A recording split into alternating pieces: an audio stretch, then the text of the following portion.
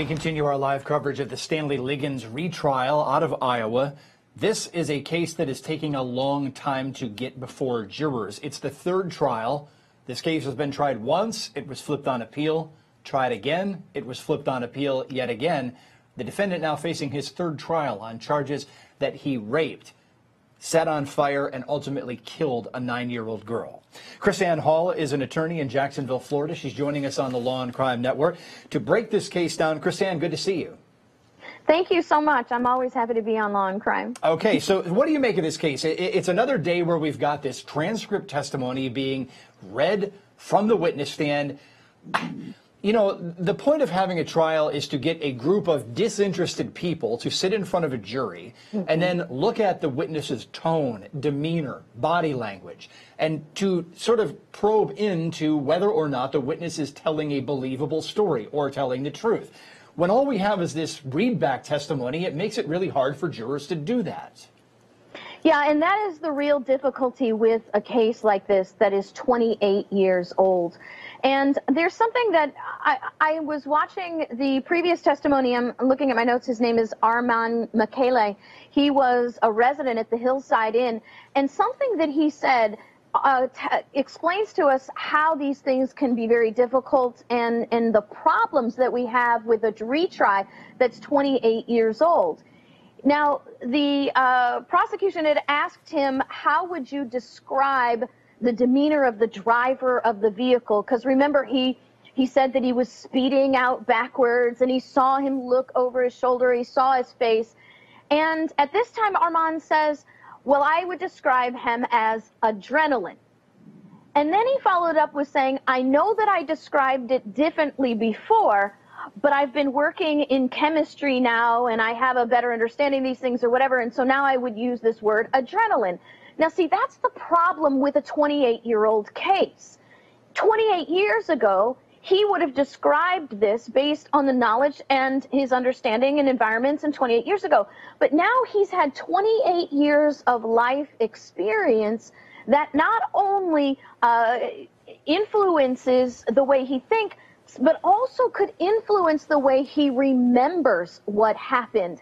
And so this is going to be something that the defense is going to have to bring up to the jury. Say, look, we have testimony where people are reading from the transcripts, but we also have testimony where people are answering questions, you know, right there on the spot. And you're going to have to try to decide, what is the credibility of a statement 28 years later remembering something like this? Yeah, I mean, the flip side of this, though, is, look, I mean, somebody could look back and say, you know, in the moment, I didn't ascribe a lot of importance to a specific thing that I remember, but, you know, it's really stuck in my mind, and now I perceive it this way. So that might actually go in the state's favor in this case.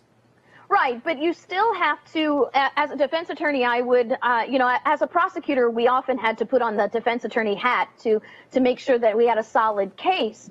But as a defense attorney, I'm really going to hit on the fact that, you know, this may be sticking in their mind. The prosecutor is going to tell you that this was such a traumatic incident that it weighed in the importance of what they were doing. But remember, we still have 28 years of experience. And then we have the problem that we had with the last witness, the police officer, and you'll notice, and this is what you were hitting on, he never looked at the attorneys when they were asking him questions.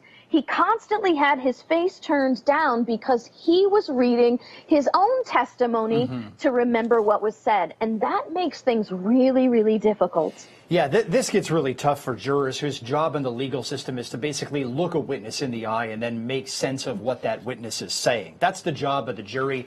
We are going to be back with more live coverage of the Stanley Liggins case out of Iowa when we return here on Law&Crime. Readback testimony there in the Stanley Liggins case from Iowa. We're going to break it all down. KrisAnne Hall still with us from Jacksonville, Florida. KrisAnne, here's the notes that I was taking in this as we wait for court to come back from another break here. The witness said that he saw a red car, 4 doors, trunk open, and there was a man about 6 feet tall standing in the area around that car. The witness didn't see the individual's race, didn't discern whether that individual was stocky or thin, didn't get a plate number, couldn't describe the taillights, and said, I didn't see any fire in the area. So how much of a identification is this? Is it a non-identification or what? This is what we would classify as a really bad witness for the prosecution. Not only did he say that, I mean, you hear this questioning, and he actually says that he can't identify the car. He actually says, I can't tell you if the car in the picture is the car that I saw. And then he says, I've never seen the car in the picture, the one that they're trying to use as a photo lineup, before I ever saw this picture. So this is bad witness for the prosecution. And I think that as a defense attorney, I would be bringing up, you know, if this is the best the prosecution has for a witness, because you have to believe that they're going to bring forward the best that they can, that we've got a big problem with this case. Not only that, we now know that some of the evidence that was hidden from the defense attorneys in this trial was the fact that there were other red cars in that area, and that evidence was never brought forward in the previous trials. Yeah, I mean, this is really an interesting conundrum that the prosecution is stuck in here, because they're trying to say, look, this guy knew the family of the victim, knew the area, and saw the defendant in the area, but this description is kind of sketchy, so I'm waiting to see what else the prosecution has to really kind of narrow that up. Look, we're going to take another quick break here on the Law and Crime Network. A reminder, though, folks, tomorrow from 1 to 2 p.m. Eastern, Chief Investigative Reporter Brian Ross will present a special report, 9/11, Are We Safer? Again, that's tomorrow from 1 to 2 Eastern. Here on Law and Crime. We're going to take a quick break. We'll be back with more live coverage of the Stanley Liggins trial when we return.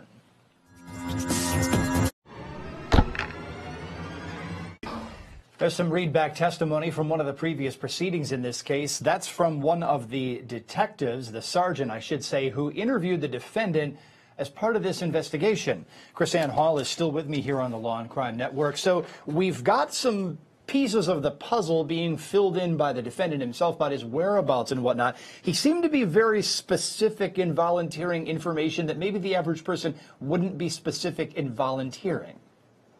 Well, you know, that's, again, one of the things that you have to look at the trial is the credibility of the witness, how open and forthcoming with information. Is the testimony reliable? Is it contradicted? And once again, that's what makes this readback testimony so very difficult, because what you have now is such a dry reading of what's going on. You don't get to see the emotional responses. And I think that maybe we think about this on a different level, an instinctive level. But when you see somebody speaking, so much of what we hear comes from our eyes and not just from our ears. And I think this is a very good reminder of that. Exactly. I mean, it's being read back with some authority, but I certainly would have loved to have seen the original testimony to get a sense of all the nonverbal communication, because, you know, the old study was, what, 90% of communication's nonverbal or something like that. I think it's been debunked, but at least stands for the premise that the way someone is behaving is indicative of whether or not what they're saying should be believed. Look, we are going to continue to talk about this testimony here, waiting for court to come back in the Stanley Liggins case. This is a defendant accused of raping, setting on fire, and ultimately killing a 9-year-old victim named Jennifer Ann Lewis. He knew that victim's family. He talked about her to police, as we just heard there. One of the key pieces of this case, though, is that the defendant, in the midst of that interrogation that we were just talking about, eventually backpedaled and admitted that he was lying about certain parts of it. And that's one of the key pieces that prosecutors really wanted to get in front of the jury time and time again here in the third trial. The eyewitness who allegedly places the defendant near the scene didn't really see that much, just saw a red car, 4 doors, a man, no other key descriptors from the eyewitness. But is the eyewitness, along with the defendant's own words, enough for a conviction? We will continue to monitor this case. We hope for live testimony to come back when we return in a moment.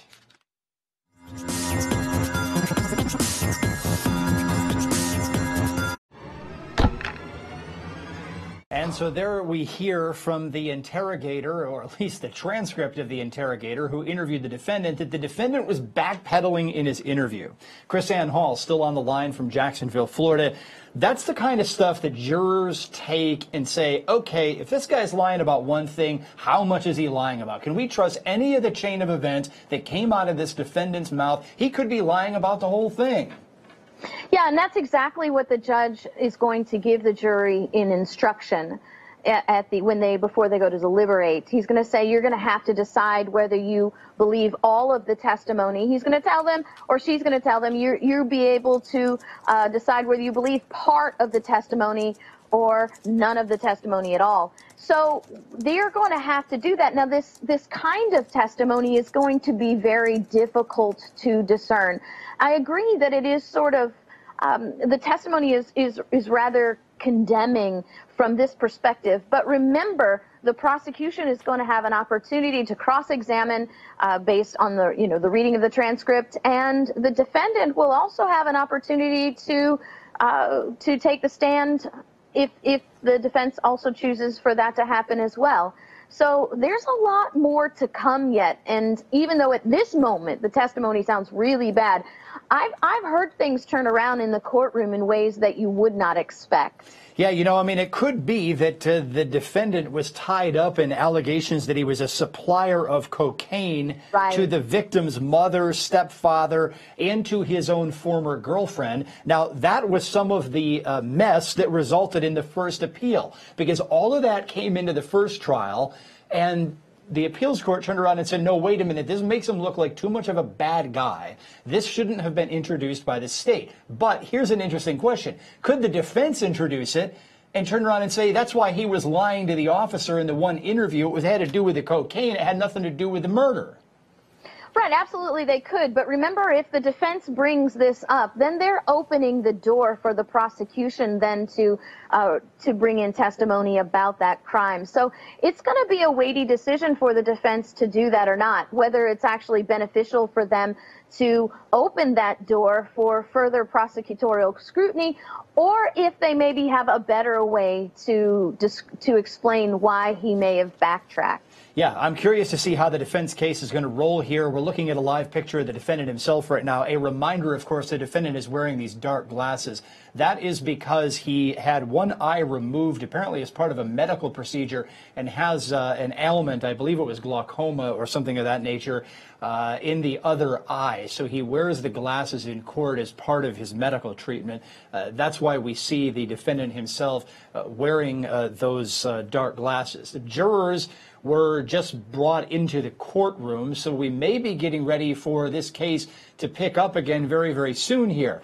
An update on where we stand procedurally in the Liggins case. The prosecution plans to rest on Wednesday, so we're expecting to hear, apart from what is left today, 2 more days of prosecution testimony. Apparently the defense told the judge that the defense may not be ready with additional, or rather with a defense case until Monday. So there may be a several-day gap in the Liggins case where jurors can take a bit of a breather. That causes an interesting pause in the jury's deliberation and opens up the door for, dare I say it, some kind of outside influence on the jury itself. KrisAnne, do you agree? I do, but this case is 28 years old, so we already have an issue of how much has the jury been influenced by this case. And, I think that because it's so old and there's already that previous opportunity, the danger of this will be minimized. But I do want to say before we go into break that what you're doing here at Law and Crime is so important. I believe that Americans have lost touch with the importance of due process, and being able to see these cases live. They're not all OJ exciting, but they're all very important at establishing the necessity of due process, which brings back to the consciousness of America the necessity of innocent until proven guilty. And that's the message that Americans really need to get from these programs. And, of course, burden of proof, because, look, you know, if the state doesn't have its case beyond a reasonable doubt, then the defendant's supposed to walk. Well, what does that actually look like in practice? It's hard to talk about it theoretically. We have to look at it in the context of everything we see and hear in one of these cases. It looks like we've got another witness taking the stand. This looks like more transcript testimony. We're going to listen to this very, very briefly before we have to take our next break. Really critical readback testimony there of a witness from the original 1993 trial of Stanley Liggins, who says, look, I was driving that evening that the victim is believed to have been killed. I saw the fire. Of course, the victim was set on fire as part of the number of things that prosecutors alleged were done to her. And this witness said, I saw the fire and I saw somebody hightailing it out of that scene wearing white tennis shoes, but not much more of a description from there. KrisAnne Hall is still on the line from Jacksonville, Florida. So that was important testimony, but where does it ultimately get the state? It doesn't say this defendant is the guy who did it. You know, that's one of the problems with this case, is that the majority of this evidence is circumstantial. And I believe that's why this case was overturned twice before. Because we're not dealing with a confession. We're not dealing with direct witness identification. We're dealing strictly with circumstantial evidence, where every bit makes a big difference.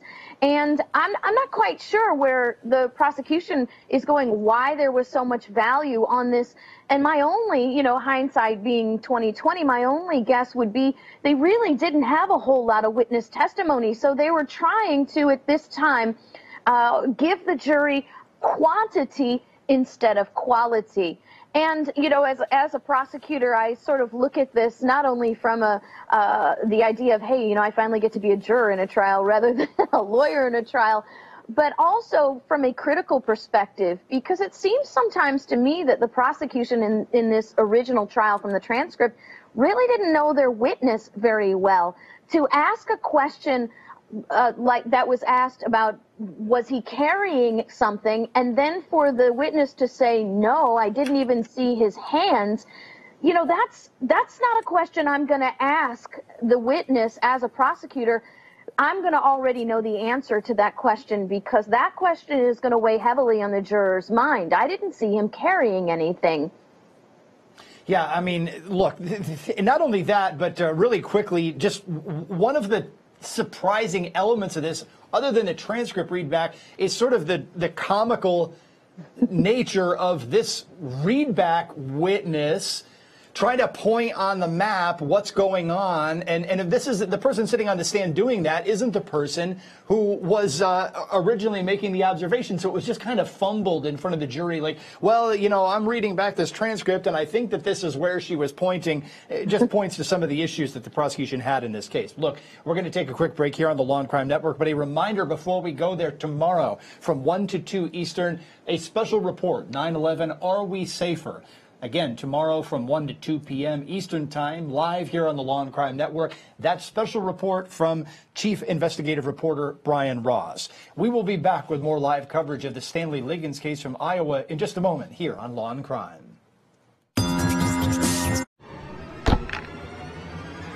Welcome back to Law and Crime, folks. We are waiting for another break in the Stanley Liggins murder case out of Iowa. This is a case involving the death of a 9-year-old girl. Authorities say that she was kidnapped, raped, doused with gasoline, set on fire, and then left dead near an elementary school. This happened back in 1990. The defendant, Stanley Liggins, was tried once. That was overturned for a number of reasons. The primary one was because of a jurisdictional issue. There were crimes that happened in one state that were sort of brought into the Iowa case. Well, Iowa doesn't have jurisdiction in another case. So that was one issue. A bigger issue with the original appeal, though, was that the defendant was apparently dealing cocaine, and that's how he knew the victim's parents.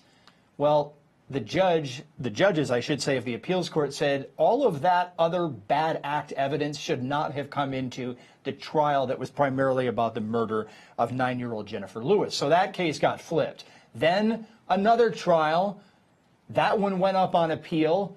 That one got flipped. The reason, because it turned out there were a number of pages of documents in the police and prosecutors' possession that were never turned over to the defense. So then we had a violation of Brady v. Maryland. That basically stands for the premise that information in the state's possession needs to be handed over to the defense. Two cases, or I should say two trials for this defendant flipped on appeal. We're back here for a third trial. This is just grinding on and on and on, and it's been how many years since 1990 when the original conviction happened? We're going to continue to talk about this case. KrisAnne Hall is still on the line from Jacksonville, Florida. While we wait for this break to sort of move along, this case has been tough to watch at times. It's a little bit hard to televise because so much of the testimony is just this, read back of transcripts, and it's being presented in a rather boring fashion. But this is all about justice, and there are a lot of really important things buried in the testimony here. How much evidence is necessary for a state to win a conviction? What does it look like for the state to actually prove that this defendant is guilty beyond a reasonable doubt? And what I'm hearing a lot of out of this transcript readback testimony is a lot of, well, I saw a guy who was driving a red car, but I didn't get a good look at him. And I saw a guy running away from the scene, and he was wearing white tennis shoes, but I didn't notice anything else. How is that proof beyond a reasonable doubt? It's not. And I think that's, this is what's really important, is understanding that due process is not easy. And sometimes it's very cumbersome. Sometimes it's very arduous. But we've got to understand that the system in America is built on an innocent until proven guilty system. And we got to look at the fact that this case was overturned twice, and not just for simple things. The prosecutors have to know that you can't talk about someone's past bad acts in order to impeach their current character. I mean, that is just settled law. So the fact that it was overturned the first time, brought forward the second time, and then overturned the second time again, not for a light discretion, but we have what the records reflect to be over 77 pages of evidence not disclosed to the defense, some of them very, very important to this trial. We've mentioned it before today. Hey, we have evidence from the FBI that there were other red vehicles in the area at that time. How important is that now that we've seen the testimony that, look, hey, we have witnesses who saw a red car. We can't tell if it was that car. We don't know which red car it was. Maybe it was that one, maybe it wasn't.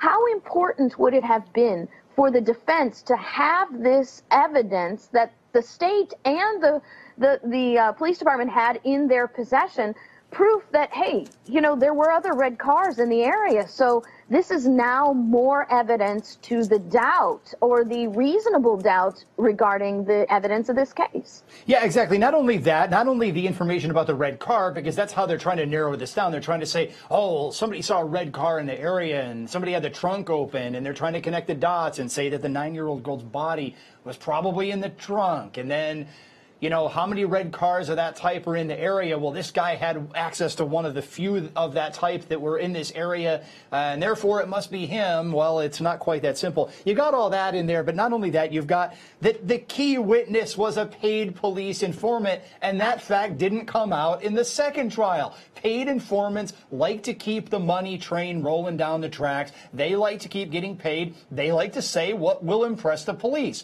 That's at least a cross-examination of a paid informant. Yeah, no, that is really, really big. And the fact that they actually had written transcripts from the interview of this paid informant that were not disclosed to the defense is even bigger. And I think this case is a really good door to open in our discussion on this due process issue of double jeopardy. Do we need to re-examine in America how the court system handles double jeopardy? We have here a situation, 28-year-old case, where the prosecution, if you forgive my vernacular, has really messed this up twice. Why should they get another bite at the apple? Why should they get another opportunity to do this? Let's not forget, the whole time this man has been in prison for 28 years. And some people might say, well, but KrisAnne, what about justice for the victim? But we're a society that is set up under the laws of due process to protect the rights of people. And as I explained to younger prosecutors as I was, when I was teaching them, is look, Sometimes you have to let a case go. Maybe sometimes a bad guy gets away, but the system must be set up like that, that one or two may get away so that one innocent person does not spend 28 years in prison. The buzzword is prosecutorial discretion in there, and point received, certainly, KrisAnne Hall from Jacksonville. We're going to listen to some other testimony in this case. We certainly don't want the memory of the victim to get lost as we talk about these bigger picture messages about justice and, of course, holding the state to its burden. But here's Mary Ann Watson. She was a neighbor of that 9-year-old girl who was killed. More testimony from the neighbor of the victim, Jennifer Ann Lewis, the 9-year-old who was taken and later found dead in the Quad Cities back in 1990. So let's try to make sense of this. KrisAnne Hall still on the line from Jacksonville, Florida. We've got this neighbor, and the neighbor says that the victim was talking to someone that was in this vehicle. And the link here they're trying to make is that not only did the victim know the defendant, the defendant's family, but that the victim was talking to who could have been the defendant in this vehicle on the critical day here. So is it enough of a link, or again, is this just more speculatory evidence that provides some link, but not a link beyond a reasonable doubt? No, I think this is, again, more circumstantial evidence. And like I said, this is not a case where you have a smoking gun or a burning confession. What you have is circumstantial evidence, and the prosecution needs to put the circumstantial evidence in front of the jury and sort of try to build a tower that will show them that this evidence is so tall that it overcomes the burden of proof. And but the problem that we have here is the witness does not have a very compelling testimony. You know, she says, well, the person in the car talked to the victim as if they knew him, but we already know that they knew each other. So it really wouldn't be surprising to a jury to even have the defendant speaking to the child at this time. Yeah, look, we're watching a live picture from that courtroom in Iowa where we're waiting to see if testimony is going to actually resume today or whether they're just going to kind of call it quits here. This break has turned into a lengthy break. We're going to listen to some more previous testimony. This is Diane Pemberton, another neighbor of the victim. To the children. Okay, some testimony there from another neighbor of the victim. And again, prosecutors are trying to tie together the vehicle, the defendant, because the defendant had access to this red vehicle, and put that all together on the day in question. Now, is it a surprise that even if this victim was in the area of her own house, obviously, talking to the defendant, is it a surprise that she's talking to the defendant? She knew him. Her family knew him. KrisAnne Hall, Jacksonville, Florida. This is evidence of something, but is it evidence of a crime, or is it just evidence that the victim knew this particular defendant? You know, and I think that's a really good question, because as we've already established, the defendant's not going to deny knowing the family. And the crazy thing is, it seems like they're kind of still hung up on this, because I think the prosecution really, really in their mind wants to bring forward that this relationship is about drug deals. And so because they've been admonished and they're not allowed to do that, they're still bringing this relationship. But I think there's also another valuable aspect of this testimony for the prosecution. They want the jury to become acquainted with this little girl who plays out in her yard, who has neighbors who watch out for her. And they need to bring forward the person of this victim, because, you know, she can't come forward and testify. Yes, and I think that these neighbors are doing that because it's painting certainly a more vivid picture of who this victim actually was. We are going to continue to monitor the situation in this courtroom in Iowa. You just saw the defendant stand up there. This has turned into an afternoon of break upon break upon break. There's not been a lot of live testimony. This is dragging on for a little while. We want to move forward to some of the transcript testimony of Sergeant David Holden. We listened to him a little bit earlier, where he talked about recording, or at least attempting to record, an interrogation with the defendant. Oh, all the equipment broke, so we can't actually show it to you. How inconvenient for the state. But back in 1990, this equipment was a lot more cantankerous. It was videotape based. It was more bulky cameras. a lot more difficult to get a clean recording off of that than the new digital systems where a high-definition camera is basically the size of a lipstick canister. The recordings we see these days in these cases are a lot better than they were back then.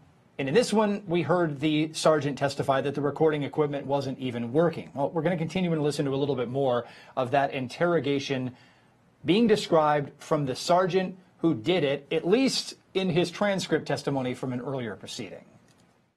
Transcript testimony there of Donna Atkins, a witness back in the original case. Again, she's not present for this one. This is a transcript of previous testimony yet again in the Stanley Liggins case from Iowa. KrisAnne Hall is still on the line from Jacksonville, Florida. So the transcript testimony issues aside, we've talked about them almost forever. We're back to this red car and where the red car was. It seems like everybody in the neighborhood saw this red car, and they're trying to say that that's the car that the defendant probably used to dispose of this 9-year-old victim's body. You know, I can't wait to hear more testimony about this because, you know, if I'm the defense in this, I'm going to say, do you know this car to belong to your to your boyfriend? Do you know this car to have your boyfriend to have access to this vehicle?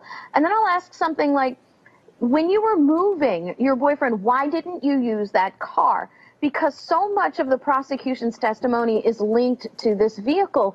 And we're talking about a crime that happened in a neighborhood involving people who all knew each other.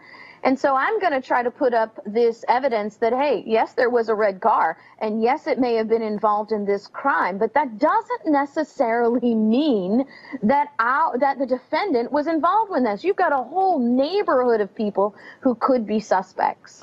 Well, in theory, yes. I mean, it seems like this vehicle was one that the defendant had access to, but it wasn't actually his. I think it was his girlfriend's, if I'm not mistaken.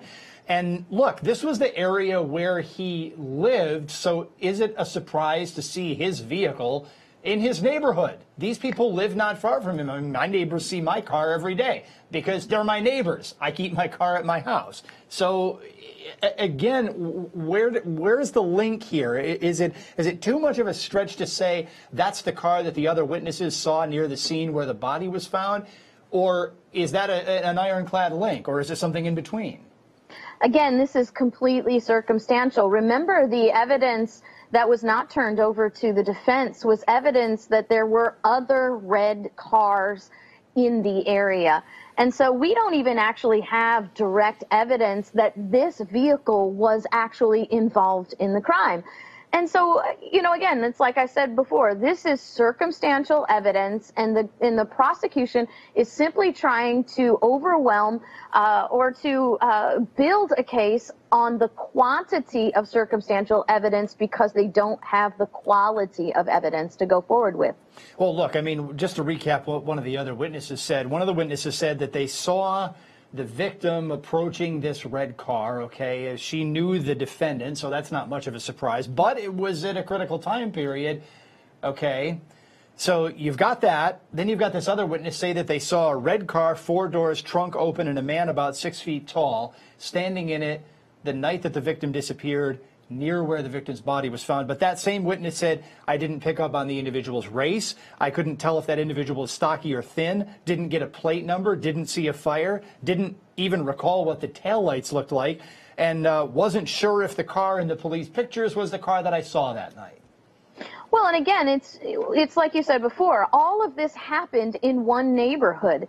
It's not unusual to see your neighbor with their car within the terms of the neighborhood. And because we're talking about a small area, it's really going to be hard to overcome that burden of proof beyond a reasonable doubt that just because this vehicle was in the neighborhood where everybody lived, where everybody saw this vehicle on a daily basis, is involved with the crime just because of its location when there were also other vehicles in the area as well. KrisAnne Hall, attorney from Jacksonville, Florida. Appreciate you joining us today with your insight here on Law and Crime. Yep. Thank you very much. Okay, we are going to wrap up with a reminder that tomorrow our chief investigative reporter, Brian Ross, is going to be bringing us a special on 9/11 about 9/11. The title, 9/11, Are We Safer? That's live tomorrow here on the Law and Crime Network between 1 and 2 p.m. Eastern. If you'd like to continue watching the Stanley Liggins trial, we will keep it up on our raw feeds on lawandcrime.com. You can switch there and take a look at what remains of the testimony today. We're going to sign off the air for now, though. This is Aaron Keller, and for all of us at Law and Crime, have a good evening. I will see you back here first thing tomorrow morning.